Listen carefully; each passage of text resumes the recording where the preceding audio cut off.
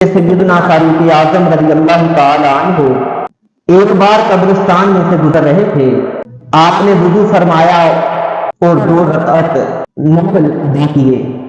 جو آپ کے ساتھ صحابہ کرام تھے علیہم رضوان، انہوں نے پوچھا کہ آج اچانک آپ نے وضو کیا، 2 رکعت نفل پڑھے، تو آپ فرمانے لگے کہ اے صحابہ، میں جب یہاں سے گزر رہا تھا میں نے قبرستان والوں کو دیکھا تو میرے دل میں، میرے دماغ میں یہ خیال آیا کہ اے عمر، اب جو چاہ کر بھی رب کے حضور سجدہ ریز نہیں ہو سکتے، اب یہ چاہ کر بھی اللہ تبارک و تعالیٰ کی عبادت نہیں کر سکتے، ان کے پاس وقت جو انہیں دیا گیا تھا ختم ہو گیا.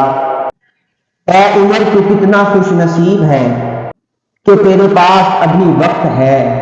تو اسی پر میں نے اللہ تبارک و تعالیٰ کا شکر ادا کرنے کے لیے 2 رکعت نفل پڑھے کہ یا الہ العالمین، تیرا شکر ہے وقت دیا تجھے یاد کر سکوں.